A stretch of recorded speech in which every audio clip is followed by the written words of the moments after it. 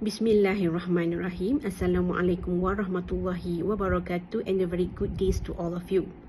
My name is Aina Maya Munira binti Ismail. I'm from College of Mechanical Engineering Study, UITM Johor Branch, Pasir Gudang Campus. First of all, as a group leader, I would like to give a million thanks to all the juries involved for their consideration and kindness for giving marks towards this project. And hopefully all of you enjoy, and thanks for watching this video.